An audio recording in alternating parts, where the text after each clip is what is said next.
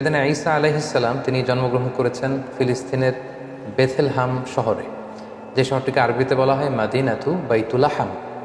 আবার কোনো কোনো ঐতিহাসিক বলেছেন যে তিনি নাজারেত সিটিতে জন্মগ্রহণ করেছেন, যেটাকে আরবিতে বলা হয় মাদিনাতুন নাসেরা।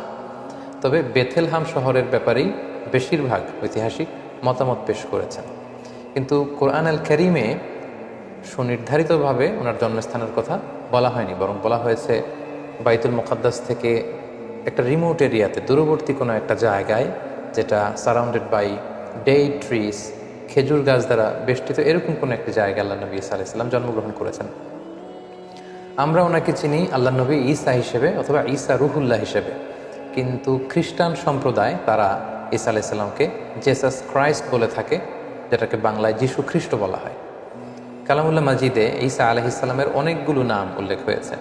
কোরআন কখনো কখনো ওনাকে অ্যাড্রেস করেছে আল মাসিহ বলে, কখনো উল্লেখ করেছে ঈসা ইবনে মারিয়াম বলে, কখনো রূহ বলে, এবং মাঝে মাঝে কালিমাতুহু বলে। আল মাসিহ বলা হয়েছে এজন্য কারণ আরবিতে মাসাহা ইয়ামসাহু মানে টাচ করা, মাসেহ করা, মেসেজ করা। ঈসা আলাইহিস সালাম মেসেজ করে দিলে কিছু অবাক ঘটনা ঘটতো, সেগুলো আমরা সামনে শুনবো। আবার কখনো বলা হয়েছে ঈসা ইবনে মারিয়াম, মারিয়ামের সন্তান ঈসা, যেহেতু ওনার পিতা ছিল না। কখনো বলা হয়েছে রূহ মানে স্পিরিট, আল্লাহ তাআলা স্পেশাল স্পিরিট এখানে দিয়েছিলেন। আবার কখনো বলা হয়েছে কালিমাতুহু, আল্লাহর বিশেষ কালিমা। তিনি পৃথিবীতে পিতা ছাড়া জন্মগ্রহণ করেছেন। আমরা জানি যে সাধারণত আমাদের প্রত্যেকের মা আছে, বাবা আছে, বাবা এবং মায়ের মাধ্যমে আমরা পৃথিবীতে এসেছি, কিন্তু তিনি পৃথিবীতে একমাত্র মানব যিনি শুধুমাত্র মায়ের গর্ভ থেকে এসেছেন, পিতার সংস্পর্শ ছাড়া। ওনার পিতা ছিল না, এবং তিনি বনী ইসরায়েলের সর্বশেষ নবী, এবং ওনার প্রতি আল্লাহ তাআলা ইনজিল কিতাব নাজিল করেছেন। আমরা জানি যে প্রসিদ্ধ 4টি আসমানি কিতাব রয়েছে, এর মধ্যে ইনজিল হচ্ছে অন্যতম। তাওরাত, জাবুর, ইনজিল এবং কোরআন। তো ওনার কাছে ইনজিল নাজিল হয়েছে, যেটাকে খ্রিস্টান কমিউনিটি এটাকে বাইবেল বলে বা গসপেল বলে থাকে।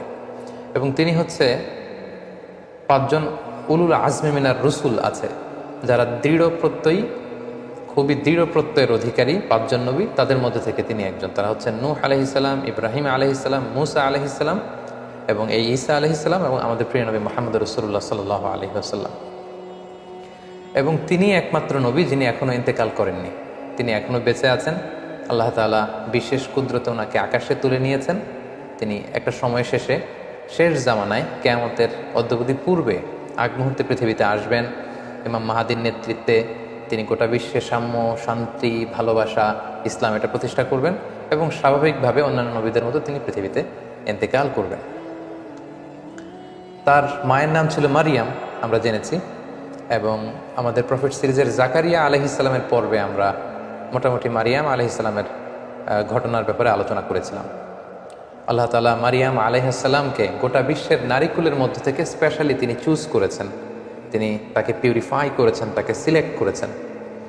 এবং মারিয়াম আলাইহিস সালামের নামে কোরআনের স্বতন্ত্র একটি সূরা এসেছে। আমরা জানি কোরআনে 114টি সূরা, এর মধ্যে একজন নারীর নামে কোরআনে একটি সূরা ডেডিকেট করা হয়েছে, আর সেটা হচ্ছে সূরাতুল মারিয়াম, সেটা ঈসা আলাইহিস সালামের মায়ের নামে সূরা।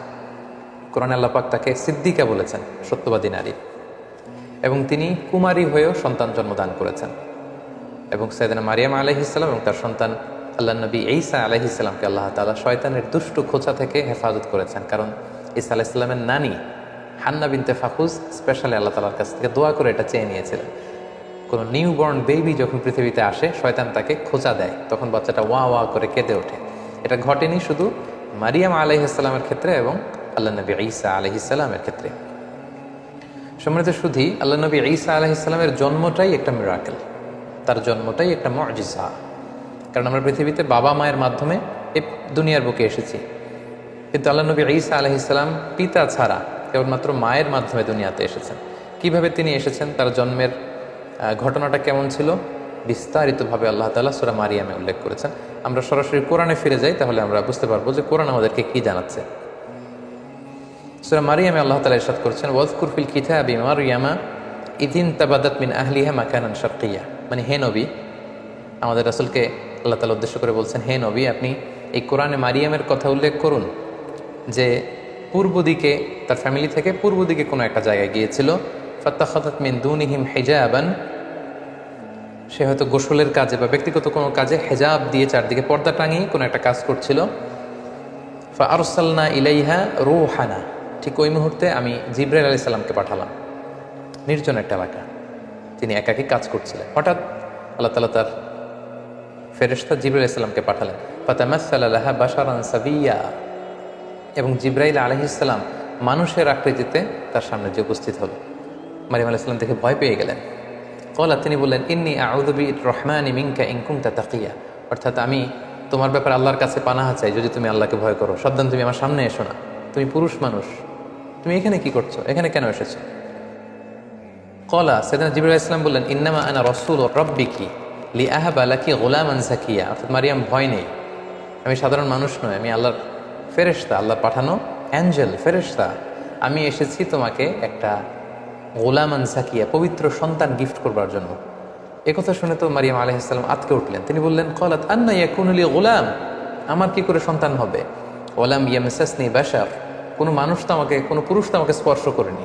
সন্তান হতে হলে তো আগে বিয়ে করতে হবে, নারী পুরুষের দৈহিক মিলন হতে হবে, পৃথিবীর যেই ন্যাচারাল সিস্টেম, এবং সেই পদ্ধতিতে একটা সার্টেন পিরিয়ড শেষে আমার হয়তো সন্তান হবে। আমি তো বিয়েই করিনি, আমি তো কুমারী, এবং কোনো পুরুষ আমাকে কখনো স্পর্শ করেনি।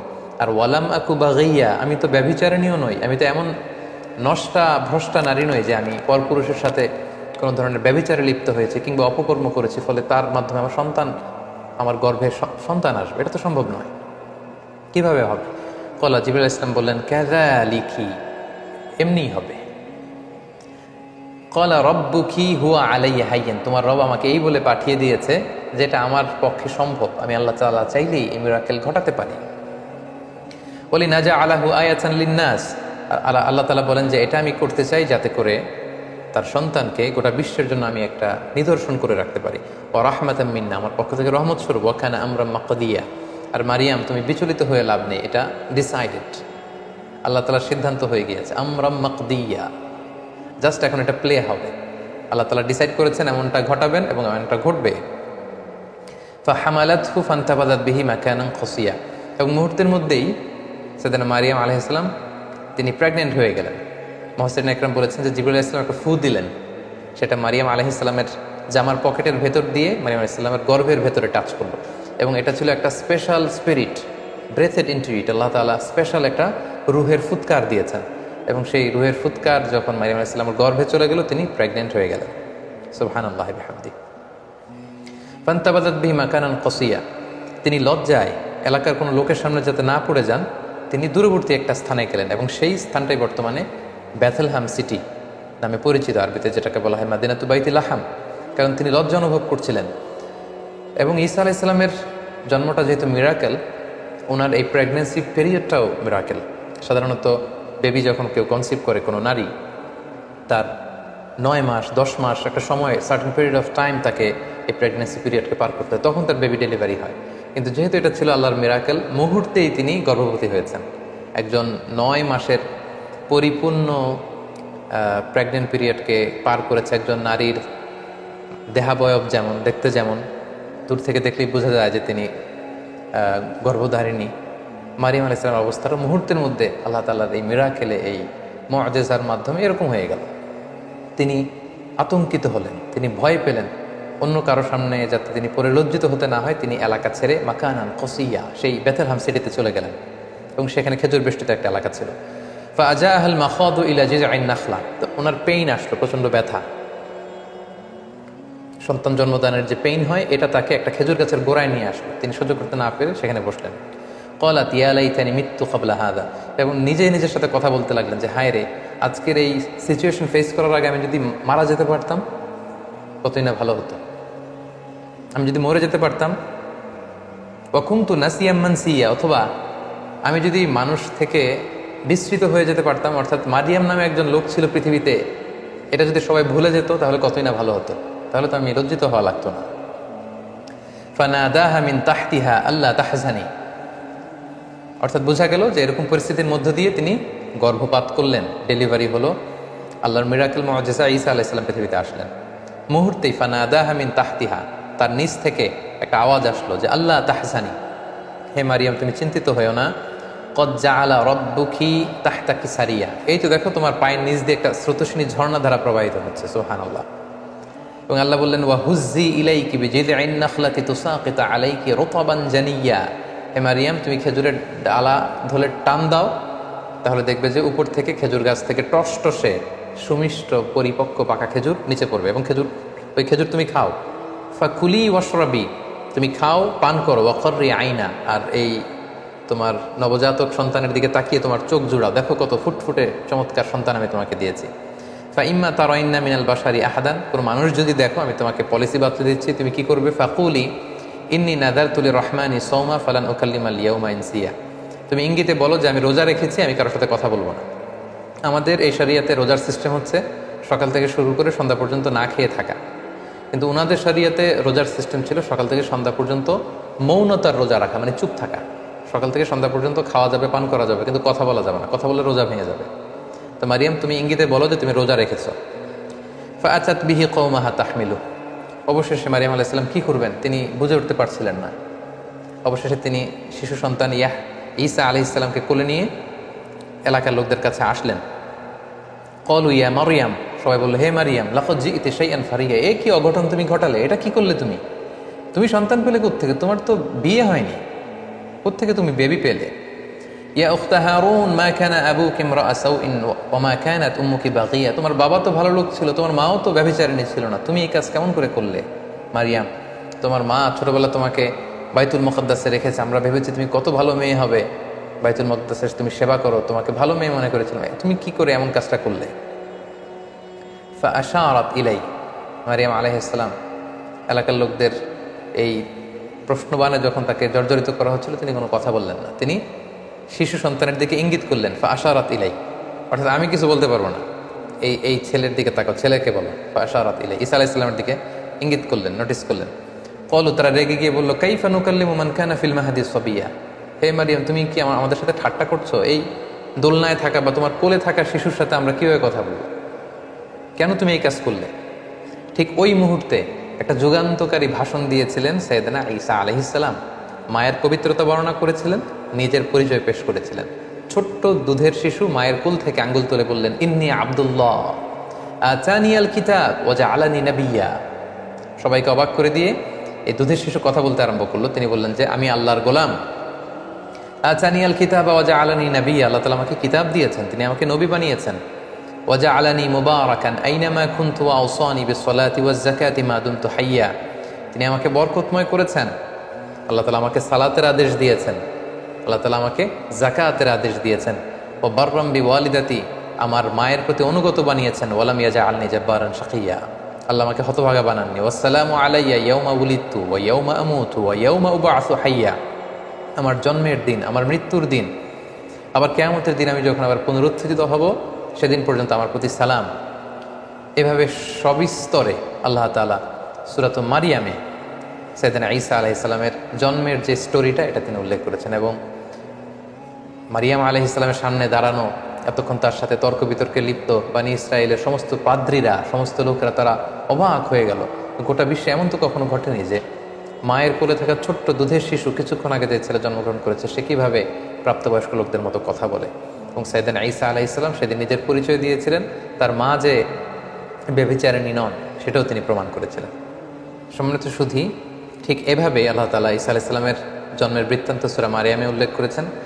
এবং ঈসা আলাইহিস সালামের এই অলৌকিক জন্মের কারণে পুরো খ্রিস্ট সমাজ কিন্তু তাকে আল্লাহর সন্তান বলে অভিহিত করে। নাউযুবিল্লাহ, তারা বলে যে Jesus Christ is the son of god, যে যীশু খ্রিস্ট সে হচ্ছে আল্লাহ তাআলার সন্তান। এবং এই কথাটার প্রতিবাদ করে দ্ব্যর্থহীন ভাষায় আল্লাহ তাআলা সূরা আলী ইমরানে তিনি বলছেন যে ইন্না মাসালা ঈসা ইনদাল্লাহি কামাসালি আদম খলাকাহু মিন তুরাব সুম্মা ক্বালা লাহু কুন ফায়াকুন, অর্থাৎ খ্রিস্ট সমাজের কি হলো, তারা কেন ঈসা আলাইহিস সালামকে ঈসাকে আমার সন্তান বলে, তার অলৌকিক জন্মের কারণে তারা কেন তাকে আমার সন্তান বানায়। আল্লাহ তাআলা এখানে প্রশ্ন ছুড়ে দিলেন যে ঈসার জন্ম বা ঈসার দৃষ্টান্ত তো আল্লাহ তাআলার কাছে আদম আলাইহিস সালামের মতো। অর্থাৎ কেমন যেন আল্লাহ তাআলা বুঝাতে চাইলেন যে ঈসাকে যদি আমার সন্তান বলো তাহলে আদমকে বলো না কেন? আদমের ব্যাপারটা তো আরও আশ্চর্যজনক। ঈসার জন্মটা যদি তোমাদের কাছে অবাক লাগে যে পৃথিবীতে বাবা মা দুজনের মাধ্যমে সন্তান আসে, তো ঈসাকে আমি পাঠিয়েছি বাবা ছাড়া শুধু মায়ের মাধ্যমে, এজন্য তোমরা অবাক হয়ে তো তোমরা আশ্চর্য হয়ে তাকে আমার সন্তান বলছো, তাহলে আদমের ব্যাপারে তোমরা বলো না কেন? আদমের তো বাবাও নেই, মাও নেই। সো আল্লাহ তাআলা সূরা আলে ইমরানের এই আয়াতের মধ্য দিয়ে গোটা খ্রিস্ট সমাজকে তিনি ক্রিটিসাইজ করেছেন। সম্মানিত শুধু ঈসা আলাইহিস সালাম পৃথিবীতে আসলেন, তিনি বড় হতে লাগলেন এবং আমরা বুঝতে পেরেছি যে মায়ের কোলে থেকেই তিনি নবী। এটা কিন্তু একটা ইউনিকনেস সাইয়েদনা ঈসা আলাইহিস সালামের। সাধারণত অন্যান্য নবীরা 40 বছর বয়সে যখন উপনীত হয় তখন আল্লাহ তাআলা তাদেরকে নবুয়ত দিয়ে থাকেন, কিন্তু ঈসা আলাইহিস সালাম এক্সেপশনাল। তিনি মায়ের কোলে থেকে আল্লাহ তাআলার পক্ষ থেকে এই প্রফেটহুড তিনি লাভ করেছেন। সো আল্লাহ তাআলা তার প্রতি ইনজিল কিতাব নাজিল করেছেন এবং যাই নাজিল হতো সেটা তিনি বনি ইসরাইলের লোকদের কাছে পৌঁছে দিতেন। তিনি কি দাওয়াত দিতেন?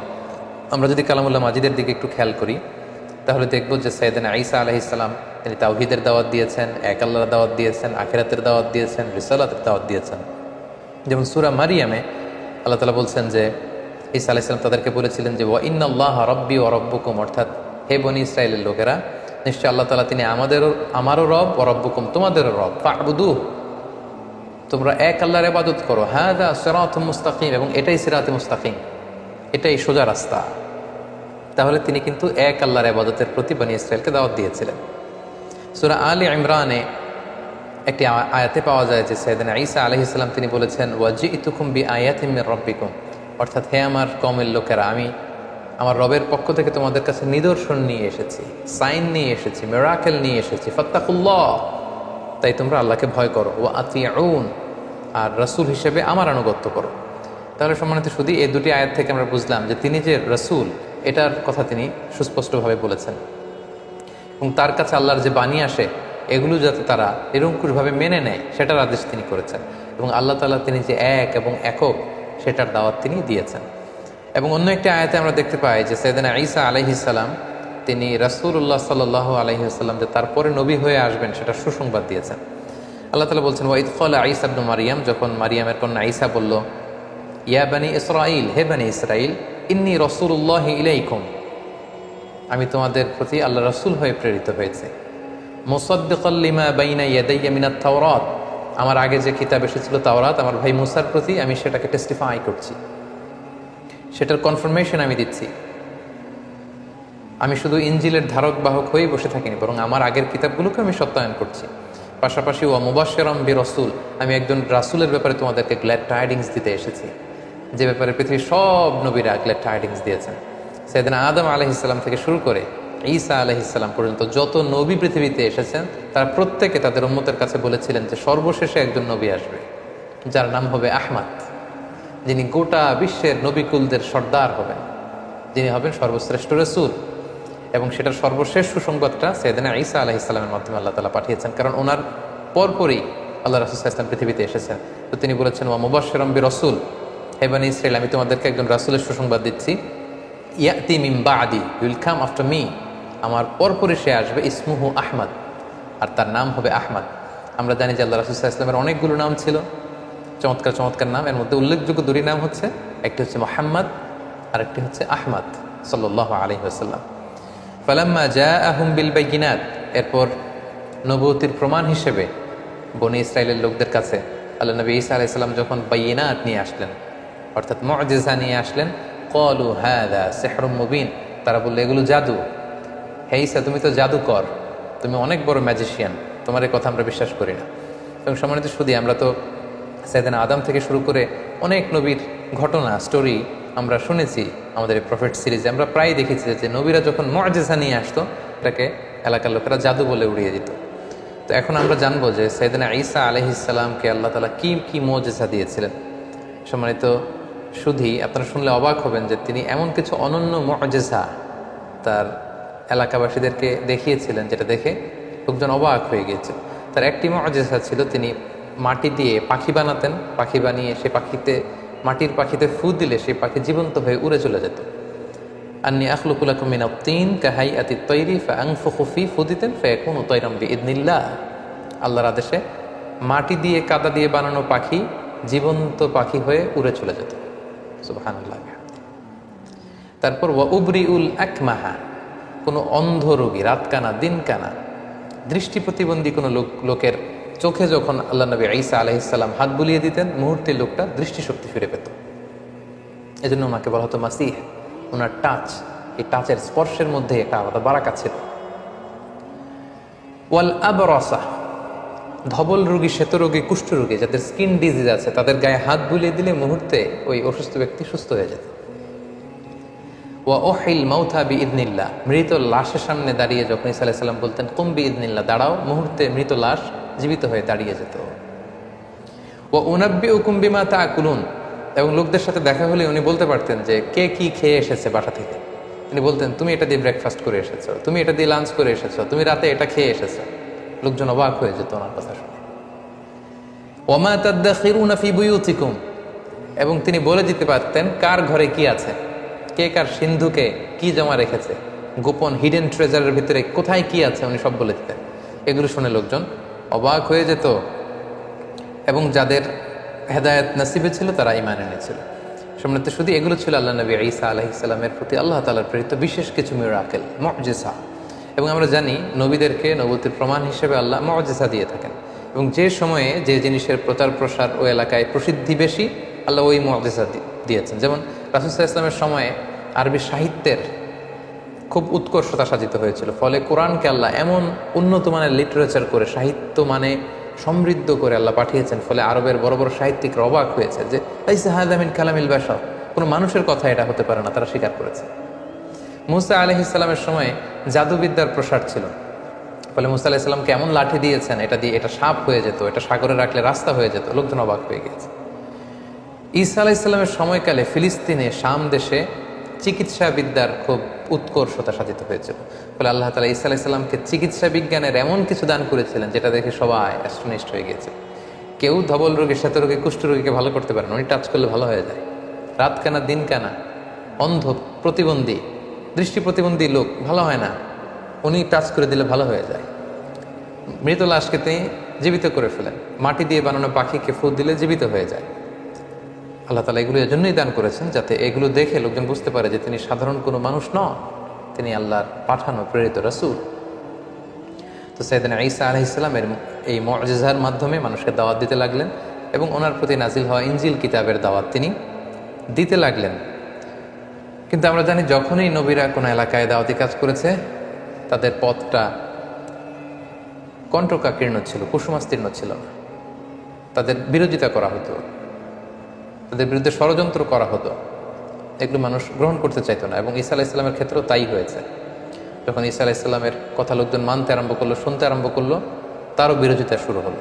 এবং দেখা গেল যে স্বল্প আয়ের যে মানুষগুলো, কৃষক শ্রেণী, জেলে পাড়ার লোকজন, ধোপা যারা আছে, এই সমাজের নিম্ন শ্রেণীর লোকজন আল্লাহ নবী ঈসা আলাইহিস সালামের ফলোয়ার হতে লাগলো। তারা ইনজিল কিতাবের সুমহান বাণী শুনে ঈমান এনে তারা ঈসা আলাইহিস সালামের অনুসারী হয়ে গেল। এবং ঈসা আলাইহিস সালামের খুব কাছের কিছু লোক ছিল, তাদেরকে তিনি হাওয়ারি বলতেন। ঈসা আলাইহিস সালামের সাথীদেরকে বলা হয় হাওয়ারি, আর আমাদের প্রিয় নবী মুহাম্মদ রাসূলুল্লাহ সাল্লাল্লাহু আলাইহি সাল্লামের সাথীদেরকে বলা হয় সাহাবী। তার দল যখন ভারী হতে লাগলো, সত্যের বাণী যখন ঈসা আলাইহিস সালাম প্রচার করতে লাগলেন, তার বিরোধিতাও কিন্তু বনী ইসরায়েলের মধ্যে ঠিক বাড়তে লাগলো। কোনোভাবে ঈসা আলাইহিস সালামকে তারা দমাতে পারছে না, কোনো ষড়যন্ত্রই কাজে আসছে না। তখন তারা ঈসা আলাইহিস সালামের বিরুদ্ধে রটাতে শুরু করলো যে তার মা ছিল জিনাকারিনী, ব্যভিচার করেছে, ফলে বাবা ছাড়া ঈসা পৃথিবীতে এসেছে, তার কথা কেউ শোনো না। এই কথা সবাই রটাতে লাগলো। ঈসা আলাইহিস সালাম মনে খুব ব্যথা পেলেন, তারপরেও তিনি তার মনোবল তিনি হারালেন না, তিনি দাওয়াতি কাজ চালিয়ে যেতে লাগলেন। সব শেষে তারা সাইয়েদনা ঈসা আলাইহিস সালামের ব্যাপারে ধর্ম অবমাননার অভিযোগ দিল। সুবহানাল্লাহ। যুগে যুগে আমরা দেখেছি যে যারাই ধর্মের প্রচারক তাদেরকেই ধর্ম অবমাননার অভিযোগ দেওয়া হয়। সাইয়েদনা ঈসা আলাইহিস সালামের ক্ষেত্রে সেটাই ঘটেছে। যিনি আল্লাহর নবী, যিনি ইনজিল কিতাব নিয়ে এসেছেন, যিনি মানুষকে ধর্ম শিখাচ্ছেন, হোয়াট ইজ রিলিজন তিনি শিখাচ্ছেন, তাকে ধর্ম অবমাননার অভিযোগ দেওয়া হলো। কি বলা হলো?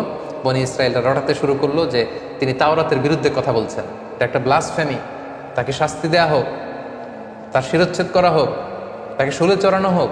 এভাবে তারা আল্লাহ নবী ঈসা আলাইহিস সালামের ব্যাপারে ধর্ম অবমাননার অভিযোগ দিলেন যে সে তাওরাত পরিবর্তন করে সে ইনজিল নামে নতুন এক কিতাবের আবির্ভাব ঘটিয়েছে। এবং এই কথা তারা তৎকালীন সময়ের যে অত্যাচারী রাজা কিং হেরোডের কাছে তারা পৌঁছালো, এবং তারা সবাই মিলে চক্রান্ত করে সর্বশেষে তাকে হত্যার ষড়যন্ত্র করল।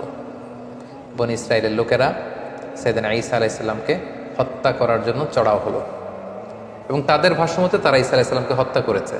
কিন্তু কালামুল্লাহ মাজিদে পবিত্র কোরআন আল কারীমে আল্লাহ তাআলা বলেছেন, না, তোমরা আমার নবী ঈসাকে স্পর্শও করতে পারোনি, তাকে আমি উঠিয়ে নিয়েছি। আল্লাহু আকবার। ঘটনাটা কেমন ছিল? ওনার মৃত্যুর ব্যাপারে নির্ভরযোগ্য দুটি বর্ণনা পাওয়া যায়।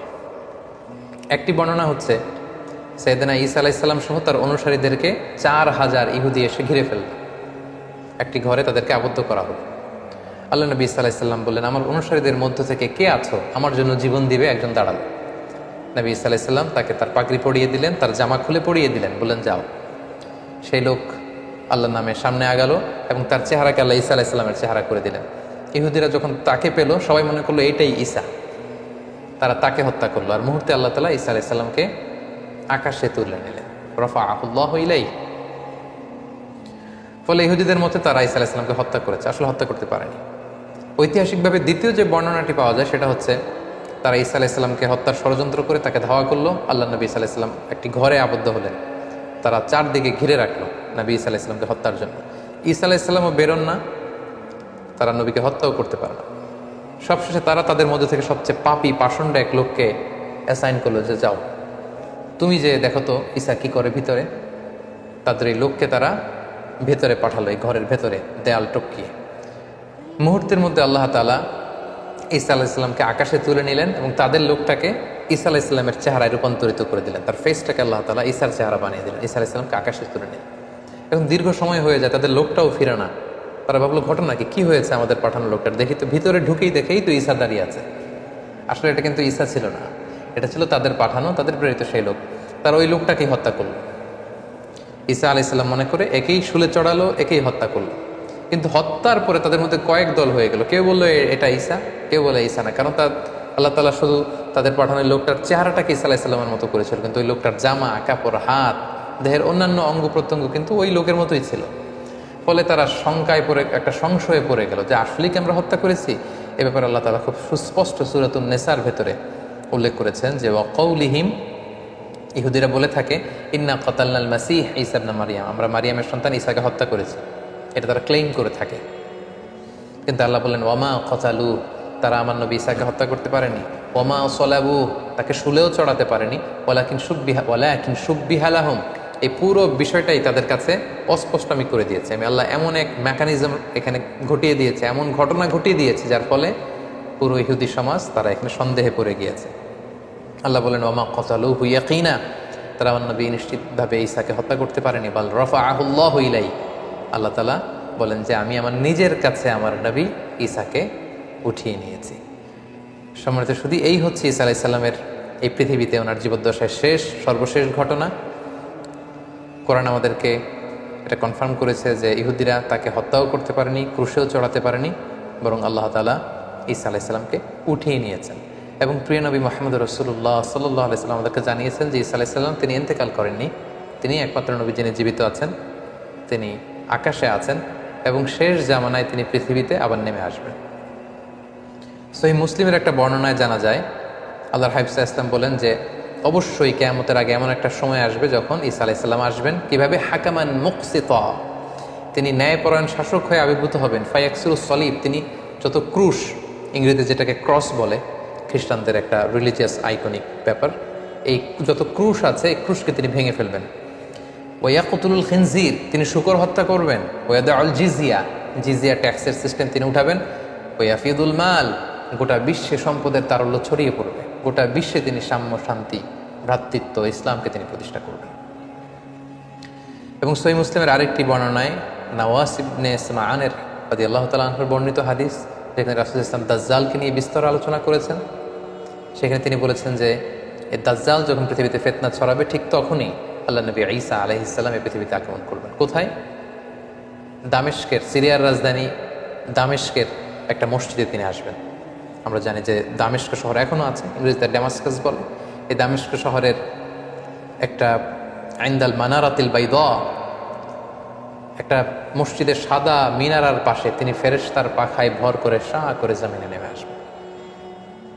আসার সাথে সাথেই তখন মুসলিম কমান্ডার যে থাকবে ঈসা আলাইহিস সালামকে বলবেন যে আপনি ইমামতি করুন, ঈসা আলাইহিস সালাম বলবেন, না, আল্লাহ তাআলা এই উম্মাতের যে সম্মান দিয়েছে সে কারণে তুমি ইমামতি করবে, কারণ আমি নেতা হয়ে আসিনি, তোমাদের মধ্যে থেকেই নেতা হবে, তিনি ইমামতি করবেন। এরপর ঈসা আলাইহিস সালাম দাজ্জালকে খুঁজতে শুরু করবেন। ইহুদিরা দাজ্জালের মিত্র হবে। ঈসা আলাইহিস সালামের শ্বাস প্রশ্বাস যে কাফেরের গায়ে লাগবে সেই মারা যাবে। এবং ফিলিস্তিনে এখনও একটা জায়গা আছে, জায়গাটার নাম বাবুল লুদ। হাদিসে এই শব্দটাই বলা হয়েছে, বাবুল লুদ, এবং এখনও ওই জায়গাটা বাবুল লুদ নামেই পরিচিত। ঠিক ওই জায়গায় আল্লাহ নবী ঈসা আলাইহিস সালাম দাজ্জালকে হত্যা করবেন। ইয়াজুজ মাজুজ আসবে, তিনি তুর পাহাড়ে চলে যাবেন মুসলিমদেরকে নিয়ে, ইয়াজুজ মাজুজের অত্যাচার থেকে পরিত্রাণের জন্য দোয়া করবেন, তারাও চলে যাবে। এরপরে ঈসা আলাইহিস সালাম গোটা বিশ্বে ইসলামকে পৌঁছে দিবেন। পৃথিবীর এমন কোনো ঘর, এমন কোনো দেশ, এমন কোনো জনপদ থাকবে না যেখানে আল্লাহর নাম উচ্চারিত হবে না, গোটা বিশ্বের সবাই মুসলিম হয়ে যাবে। এরপর ঈসা আলাইহিস সালাম স্বাভাবিকভাবেই অন্যান্য নবীদের মতো এই পৃথিবীতে ইন্তেকাল করবেন। সম্মানিত শুধু এই হচ্ছে আল্লাহ নবী ঈসা আলাইহিস সালামের জীবনী। এ পর্যায়ে আমরা ওনার জীবনী থেকে কিছু লাইফ লেসন বের করবার চেষ্টা করব, আমাদের জীবনের সাথে কানেক্ট করবার চেষ্টা করব, ওনার জীবনী থেকে কি শিক্ষা আমরা পাই। প্রথম যে শিক্ষাটা আমরা পাই সেটা হচ্ছে আল্লাহ তাআলার জন্য কোনো কিছুই অসম্ভব নয়। আমরা জানি যে বাবা মায়ের মাধ্যমে পৃথিবীতে সন্তান আসে, কিন্তু ঈসা আলাইহিস সালাম বাবা ছাড়া মায়ের গর্ভে তিনি এসেছেন এবং মায়ের মাধ্যমে পৃথিবীতে তিনি জন্ম লাভ করেছেন। এবং আল্লাহ তাআলা এই যে এস্টাবলিশড ল অফ নেচার, এটাকে তিনি ব্রেক করে দিয়েছেন। আল্লাহ তাআলা চাইলে এটা পারেন, বাবা ছাড়া পৃথিবীতে তিনি আল্লাহ নবী ঈসা আলাইহিস সালামকে পাঠিয়েছেন। এটা থেকে আমরা বুঝলাম যে আল্লাহর কাছে কোনো কিছু অসম্ভব নয়। নাথিং ইজ ইম্পসিবল টু আল্লাহ, সব কিছু সম্ভব, তিনি চাইলে সব করতে পারেন, এটা আমরা জানতে পারলাম। 2 নম্বর যে শিক্ষাটা আমরা পাই সেটা হচ্ছে গর্ভবতী নারী যারা আছে বা বাচ্চা ডেলিভারি দেওয়ার পরে তাদের জন্য খেজুর কিন্তু একটা উপাদেয় খাবার হতে পারে, যেটা আমরা মারিয়াম আলাইহিস সালামের ক্ষেত্রে দেখেছি। আল্লাহ বলেছেন যে ফাহুজ্জি ইলাইকি বিজিযআইন নাখলাতি তুসাকিতু আলাইকা রুতাবান জানিয়া, হে মারিয়াম তুমি খেজুরের ডাল ধরে টান দাও, টসটসে পাকা খেজুর পড়বে, সেটা খাও। মারিয়াম আলাইহিস সালাম কিন্তু খেজুর খেয়ে তখন এনার্জি পেয়েছিলেন। সো গর্ভবতী নারী কিংবা সন্তান জন্মদানের পরে একজন মায়ের জন্য খেজুর একটা চমৎকার খাবার হতে পারে, কারণ এটার মধ্যে ভিটামিন B6 আছে, এটার মধ্যে কপার আছে, এটার মধ্যে অনেক ধরনের উপাদান আছে। বিশেষ করে খেজুর হচ্ছে ফুল অফ ফাইবার সমৃদ্ধ একটা খাবার, যেটা আপনার এনার্জিকে বুস্ট করবে। সো গর্ভবতী এবং সন্তান জন্মদানের পরে নারীদের জন্য খেজুর একটা চমৎকার খাবার, যেটা কোরআনিক গাইডেন্স থেকে আমরা পাই। 3 নম্বর যে ব্যাপারটি আমরা জানতে পারি যে মারিয়াম আলাইহিস সালামের সন্তান জন্মদানটা এমন একটা সময় হয়েছিল যখন খেজুর পেকে পেকে পড়ে। কোরআনের আয়াত থেকে বোঝা যায় যে হে মারিয়াম তুমি খেজুরের ডাল ধরে টান দাও, খেজুর পড়বে। এবং আমরা জানি খেজুর পাকে হচ্ছে গ্রীষ্মকালে, কিন্তু আমরা যদি বর্তমান খ্রিস্টান কমিউনিটির এক্সমাস ডে, যেটাকে ওরা বলে ক্রিসমাস ডে, মেরি ক্রিসমাস বা ক্রিসমাস ডে তারা পালন করে থাকে প্রচণ্ড শীতে, অর্থাৎ 25শে ডিসেম্বর। সো ঐতিহাসিকভাবেই কিন্তু এখানে একটা there is a big question in this celebration, যে আসলেই শীতকালে কি আল্লাহ নবী ঈসা আলাইহিস সালামের জন্ম হয়েছিল কিনা। কোরআন কিন্তু আমাদেরকে জানিয়েছে যে ঈসা আলাইহিস সালামের যখন জন্ম হয়েছিল সেটা ছিল সামার সিজন, অর্থাৎ গ্রীষ্মকাল। কিন্তু খ্রিস্ট সমাজ এই ক্রিসমাস পালন করে থাকে 25শে ডিসেম্বর, প্রচণ্ড শীতের সময়। এর আদৌ কোনো ভিত্তি আছে কিনা, there is a question here. আমরা এখানে কোয়েশ্চেন মার্ক রেখেই সামনে চলে যেতে চাই। আমরা 4 নম্বরে যেটা সাইয়েদনা ঈসা আলাইহিস সালামের জীবনী থেকে শিখলাম সেটা হচ্ছে আল্লাহর নবীরা নিজেকে নবী বলে পরিচয় দেওয়ার আগে তারা নিজেদেরকে আব্দুল্লাহ বা আল্লাহর বান্দা বলে পরিচয় দিতে বেশি স্বাচ্ছন্দ্য বোধ করতেন। যার প্রমাণ আল্লাহ নবী ঈসা আলাইহিস সালাম মায়ের কোলে সর্বপ্রথম নিজের পরিচয় দিয়েছেন এই বলে যে ইন্নী আব্দুল্লাহ, আমি আল্লাহর গোলাম। আগে বলেছেন গোলাম বা দাস, তারপরে তিনি বলেছেন আতানিয়াল কিতাব, আল্লাহ তিনি আমাকে কিতাব দিয়েছেন, ইনজিল কিতাব। ওয়াজআলানি নাবিয়্যা, তিনি আমাকে নবীও বানিয়েছেন। তাহলে নবী পৃথিবীতে সবচাইতে শ্রেষ্ঠ যারা, তারা নিজেদেরকে আল্লাহর দাস, আল্লাহর গোলাম বলতে স্বাচ্ছন্দ্য বোধ করতেন। এবং আল্লাহ রাসূল সাল্লাল্লাহু আলাইহি ওয়াসাল্লাম তিনিও নিজেকে সবসময় আব্দুল্লাহ বা আল্লাহর গোলাম বলে পরিচয় দিতেন। সো আমরা অহংকার করার কোনো সুযোগ কোনো বিশ্বাসীর নেই, বরং বিশ্বাসীরা সবসময় নিজেদেরকে দাস হিসেবে পরিচয় দেয়। আমরা সবাই হচ্ছি কুল্লুনা ইবাদুল্লাহ, আমরা আল্লাহর গোলাম। 5 নম্বর যে শিক্ষাটা আমরা পাই সেটা হচ্ছে আল্লাহ নবী ঈসা আলাইহিস সালাম এবং ওনার মা মারিয়াম আলাইহিস সালাম, ওনারা উভয় কিন্তু মানুষ ছিলেন, যেটা মুসলিম ডক্ট্রিনের সাথে, ইসলামী ডক্ট্রিনের সাথে খ্রিস্টান ডক্ট্রিনের একটা পার্থক্য। ক্রিশ্চিয়ান কমিউনিটি তারা এই দুজনকে ঈসা আলাইহিসসালামকে বলে যে ঈসা আলাইহিসসালাম ছিল হচ্ছে আল্লাহর সন্তান, আর মারিয়াম আলাইহিসসালামকে তারা ম্যারি বলে। তারা বলে যে ম্যারি হচ্ছে আল্লাহর স্ত্রী। তাদের একদল আবার বলে ম্যারি হচ্ছে আল্লাহর মা। সো কোরআন কিন্তু দ্ব্যর্থহীন কণ্ঠে ঘোষণা করেছে যে তারা উভয়ই মানুষ ছিলেন। ঈসা আলাইহিসসালাম তিনি আল্লাহর বান্দা ছিলেন, মানুষ ছিলেন, মারিয়াম মানুষ ছিলেন। কিন্তু খ্রিস্ট সম্প্রদায় একটা স্পেশাল আইডিওলজিতে তারা বিশ্বাস করে, যেটাকে তারা বলে ত্রিত্ববাদ, ট্রিনিটি। এবং কোরআন এই ট্রিনিটিকে সুস্পষ্টভাবে নাকচ করেছে। যেমন সূরাতুল মায়েদাতে আমরা দেখি আল্লাহ তাআলা বলছেন, মাল মাসিহ ইবনু মারইয়ামা ইল্লা রাসূল, মারিয়ামের সন্তান ঈসা রাসূল ছাড়া কিছু ছিল না, তিনি একজন রাসূল। কদ খালাত মিন ক্বাবলিহির রাসূল, তার আগে অনেক রাসূল অতিবাহিত হয়েছে, তাদের ধারাবাহিকতায় তিনিও একজন রাসূল। ও উম্মুহু সিদ্দীকা, আর ঈসার মা মারিয়াম সে সত্যবাদী একজন নারী। কানা ইয়াকুলানিত তাআম, তারা উভয়ই সাধারণ মানুষদের মতো খাবার খেত, তাদেরও ক্ষুধা লাগতো, তারা খাবার খেত, তারা মানুষের সাথে মিশতো, তারা মানুষ ছিল। তোমরা কি করে এই ট্রিনিটিতে বিশ্বাস করো, ত্রিত্ববাদে বিশ্বাস করো? তারা বিশ্বাস করে যে আল্লাহিত্ব বা খোদায়িত্ব এটা তিন ভাগে বিভক্ত। একটা পার্ট নিয়ন্ত্রণ করে আল্লাহ, আরেকটা নিয়ন্ত্রণ করে আল্লাহর স্ত্রী ম্যারি, আরেকটা পার্ট নিয়ন্ত্রণ করে আল্লাহর সন্তান জিসাস ক্রাইস্ট। তাদের আরেক দল বলে যে না, এই ডিভাইনিটি এটা তিন ভাগে বিভক্ত। খোদায়িত্বের এক ভাগ হচ্ছে আল্লাহর হাতে, এক ভাগ হচ্ছে জিবরাইল আলাইহিসসালামের হাতে, আরেক ভাগ হচ্ছে সাইয়েদনা ঈসা আলাইহিসসালামের হাতে। কোরআন কিন্তু এগুলো সুস্পষ্ট বিরোধিতা করে কোরআন জানিয়েছে যে না, ঈসা আলাইহিসসালাম তার মা তারা আল্লাহর গোলাম ছিল এবং তারা মানুষ ছিল। 6 নম্বর যে শিক্ষাটা আমরা পাই সেটা হচ্ছে ঈসা আলাইহিসসালামের প্রতি আমাদের শ্রদ্ধা এবং বিশ্বাসের মধ্য দিয়ে আমাদের মধ্যম পন্থা ফুটে ওঠে। কারণ আল্লাহ তাআলা আমাদেরকে বলেছেন যে উম্মাতান ওয়াসাতা, আমরা হচ্ছে মধ্যমপন্থী উম্মাত। আমরা যদি ঈসা আলাইহিসসালামের ব্যাপারে তাকাই তাহলে দেখব যে ইহুদিরা ওনাকে খাটো করেছে, ছোট করেছে। ইহুদিদের একদল তাকে বলেছে যে তিনি হচ্ছেন ওয়ালাদুজ জিনা, নাউযুবিল্লাহ, অর্থাৎ জিনার সন্তান।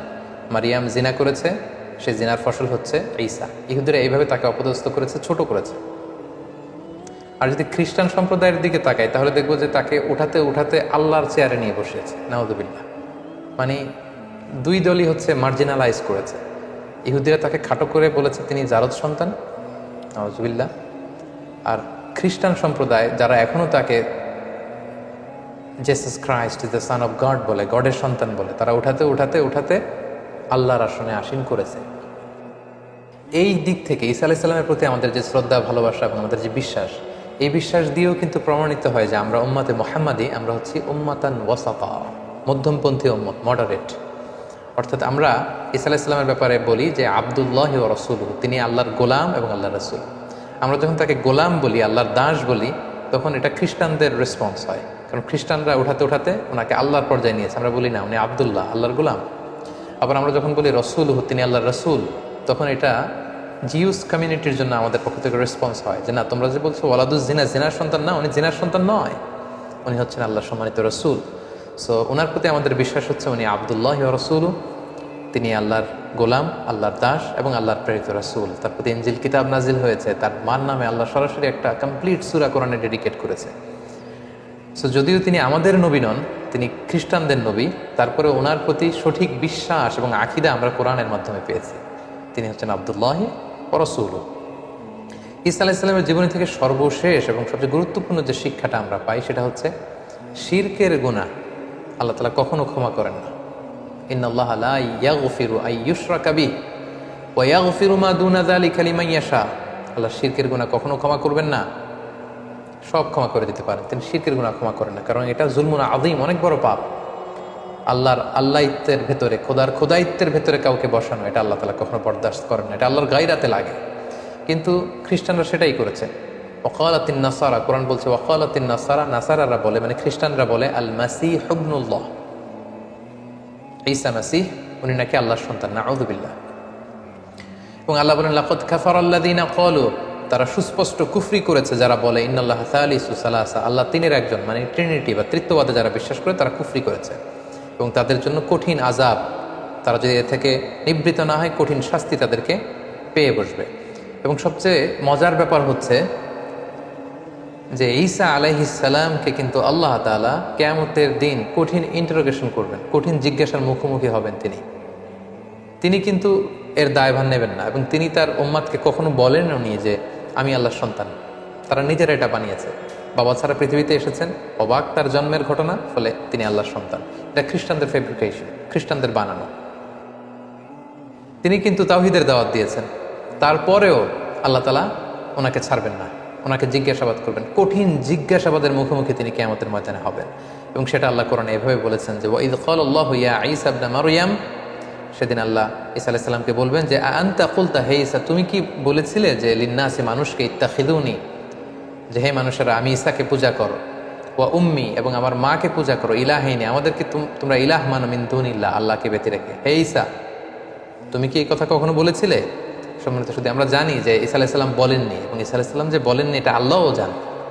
তারপরেও এটা এমন একটা ইস্যু, আল্লাহ তাআলা নিজেও এটা বরদাস্ত করবেন না। আল্লাহ ঈসা আলাইহিস সালামকে ইন্টারোগেট করে তার মুখ দিয়ে বারবার এটা বের করে কিয়ামতের গোটা ময়দানে যখন খ্রিস্ট সম্প্রদায় থার করে কাঁপবে, আল্লাহ তাআলা এই জবাবদিহি সবার সামনে দেখাবেন।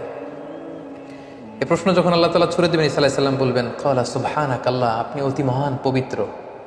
মা ইয়াকুনু লি আন আকুলা মা লাইসা লি বিহাক, যেটা বলার কোনো অধিকার আমার নেই সেটা আমি কি করে বলি আল্লাহ, আমি কেন এমনটি বলবো? ইন কুনতু কুলতু, আর যদি আমি এমনটি বলেই থাকতাম দুনিয়াতে, ফাকাদ আলিমতা, তাহলে আপনি তো সেটা জানতেন। তাআলামু মা ফি নাফসি, আল্লাহ আমার অন্তরে কি আছে আপনি জানেন। ওয়ালা আ'লামু মা ফি নাফসিক, আপনার অন্তরে কি আছে আমরা জানি না। ইন্নাকা আনতা আল্লামুল গুয়ুব, আপনি অদৃশ্যের খবর রাখেন। হে আল্লাহ, মা কুলতু লাহুম ইল্লা